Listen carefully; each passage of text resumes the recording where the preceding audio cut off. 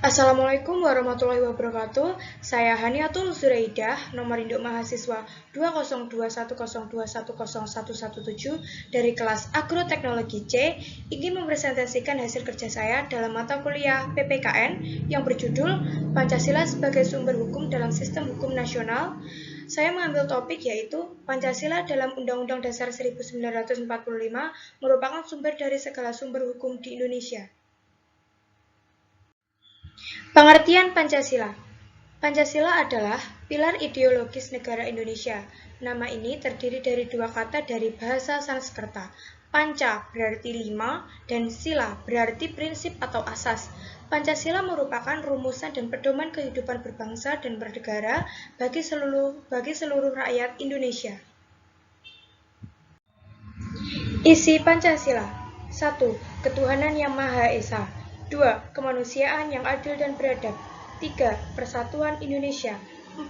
Kerakyatan yang dipimpin oleh hikmat kebijaksanaan dalam permusyawaratan perwakilan. 5. Keadilan sosial bagi seluruh rakyat Indonesia. Sekilas Pancasila. Pada sidang pertama Badan Penyelidik Usaha-Usaha Persiapan Kemerdekaan Indonesia atau BPUPKI pada tanggal 1 Juni 1945, untuk pertama kalinya, Soekarno memperkenalkan dasar negara Indonesia yang disebut Pancasila. Soekarno menyebutnya sebagai filosofi Groundslag atau pandangan hidup bangsa Indonesia. Oleh karena itu, Pancasila memiliki dua kepentingan, yaitu yang pertama, Pancasila diharapkan senantiasa menjadi pedoman dan petunjuk dalam menjalani keseharian hidup manusia Indonesia, baik dalam berkeluarga, bermasyarakat, maupun berbangsa.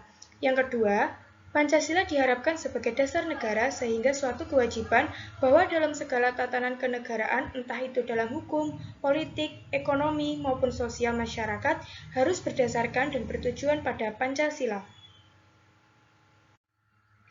Pancasila sebagai sumber segala sumber hukum.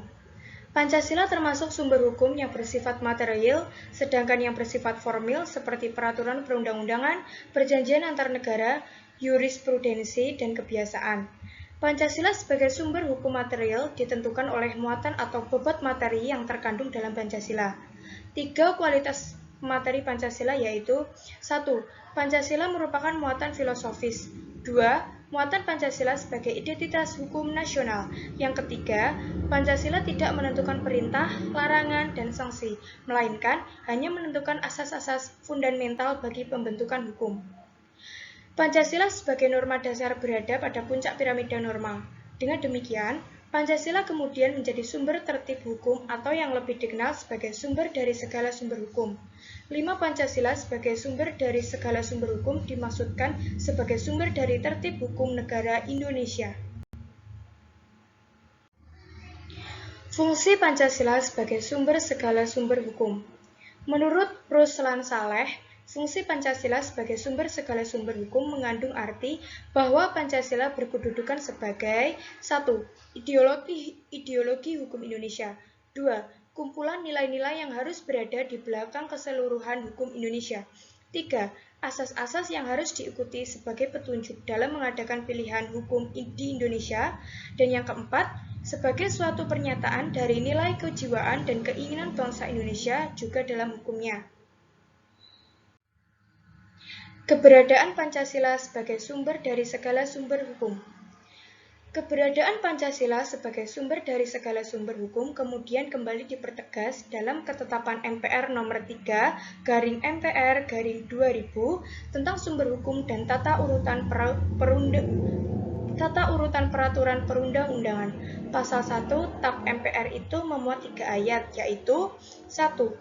Sumber hukum adalah sumber yang dijadikan bahan untuk penyusunan peraturan perundang-undangan. 2. Sumber hukum terdiri dari sumber hukum tertulis dan hukum tidak tertulis. Yang ketiga, sumber hukum dasar nasional adalah Pancasila, sebagaimana tertulis dalam pembukaan Undang-Undang Dasar 1945, yaitu ketuhanan yang Maha Esa, kemanusiaan yang adil dan beradab, persatuan Indonesia, dan kerakyatan yang dipimpin oleh hikmat kebijaksanaan dalam permusyawaratan perwakilan, serta dengan mewujudkan suatu keadilan sosial bagi seluruh rakyat Indonesia. Pengaturan tab MPR di atas lebih diperjelas maksud dari istilah sumber hukum dalam sistem hukum di Indonesia, bahwa yang menjadi sumber hukum atau tempat untuk menemukan dan menggali hukum adalah sumber yang tertulis dan tidak tertulis. Selain itu, menjadikan Pancasila sebagai rujukan utama dari pembuatan segala macam peraturan perundang-undangan. Akan tetapi, tidak lagi ditemukan istilah Pancasila sebagai sumber dari segala sumber hukum. Hal ini memang tidak mengganggu keberadaan Pancasila sebagai norma dasar yang menginduki segala norma, tetapi tentu mengurangi supremasi dan daya ikat Pancasila dalam tatanan hukum. Dikatakan demikian karena nilai-nilai Pancasila seperti sebagai pandangan hidup, kesadaran, cita-cita hukum, dan cita-cita moral tidak lagi mendapatkan legitimasi yuridis. Supremasi Pancasila dalam sistem hukum kembali ditemukan dalam Undang-Undang Nomor 10 Tahun 2004 tentang pembentukan peraturan perundang-undangan. Pada pasal 2 Undang-Undang ini disebutkan, Pancasila merupakan sumber segala sumber hukum negara. Undang-undang tersebut kemudian diganti dengan Undang-Undang Nomor 12 Tahun 2011 yang mengatur tentang hal yang serupa. Pada pasal 2 Undang-Undang ini tetap menegaskan hal yang sama sebagaimana dalam Undang-Undang Nomor 10 Tahun 2004 bahwa Pancasila merupakan sumber segala sumber hukum negara. Dengan demikian, keberadaan Pancasila kembali menjadi supremasi norma dalam sistem hukum negara Indonesia, sehingga Pancasila sebagai suatu pandangan hidup, kesadaran, dan cita-cita hukum maupun cita-cita moral bangsa terlegitimasi secara yuridis. Reformasi dan tergerusnya Pancasila sebagai sumber segala sumber hukum. Ketetapan MPRS nomor 33/MPRS/1967 tentang pencabutan kekuasaan pemerintah negara dan Presiden Soekarno secara konstitusional menandai berakhirnya kekuasaan Soekarno yang dikenal dengan rezim Orde Lama atau Orla. Sejak saat itu, kekuasaan pemerintah negara berada pada tangan Soeharto, yang walaupun secara de facto Soeharto telah memegang kekuasaan sejak adanya Surat Perintah 11 Maret tahun 1966. Status Soeharto secara konstitusional kemudian diakui dengan ketetapan MPRS nomor 44/MPRS/1968 tentang pengangkatan mengemban ketetapan MPRS nomor 9/MPRS/1966 sebagai Presiden Republik Indonesia. Kekuasaan Soeharto menandai rezim Orde Baru atau Orba dengan jargon terkenalnya, politik no, pembangunan yes. Dalam mengemban kekuasaannya, Orba menerapkan Pancasila dan Undang-Undang 1945 secara murni dan konsekuen. Hal ini kemudian dianggap sebagai suatu bentuk pengkultusan Pancasila, sehingga Pancasila menjadi ideologi yang kaku dan tertutup. Upaya penggulingan rezim Orba yang otoriter tersebut kemudian menggapai hasil yang memuaskan dengan ditandai dengan pengunduran diri Presiden Soeharto pada 21 Mei 1998. Setelah Soeharto turun tahta, Habibie sebagai wakil presiden diangkat menjadi presiden sesuai dengan amanah pasal 8 Undang-Undang Dasar 1945 yang menyebutkan bahwa jika presiden mangkat, berhenti atau tidak dapat melakukan kewajibannya dalam masa jabatannya, ia digantikan dengan wakil presiden sampai habis waktunya. Pengukuhan Presiden Habibie ditetapkan melalui tab MPRS nomor 6/MPR/1998 tentang pengangkatan Wakil Presiden Republik Indonesia. Presiden Habibie dianggap sebagai presiden yang akan memulai demokratisasi dalam orde reformasi. Oleh karena itu, langkah yang dilakukan pemerintahan Habibie adalah mempersiapkan pemilu dan melakukan beberapa langkah penting, di antaranya membuat undang-undang politik yang meliputi undang-undang pemilu, undang-undang partai politik, dan undang-undang susunan dan Undang-Undang Susunan dan Kedudukan MPR, DPR, dan DPRD yang baru disahkan pada awal tahun 1999.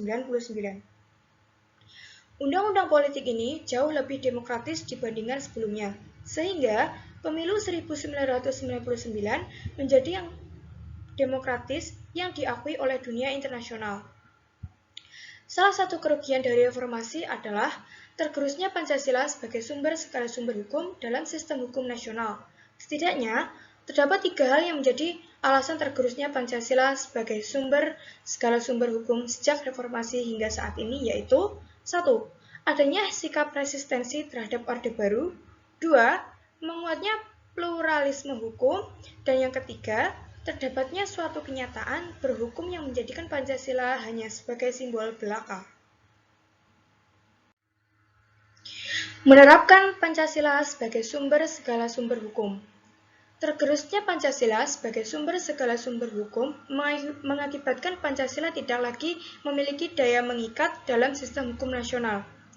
Realitas berhukum yang jauh dari koridor norma dasar negara ini menyebabkan materi muatan hukum dan pelaksanaan hukum di Indonesia tidak menemukan suatu bentuk yang jelas. Apalagi, dengan adanya sikap-sikap resistensi terhadap Orde Baru dan menguatnya pluralisme hukum menambah tidak beridentitasnya sistem hukum nasional.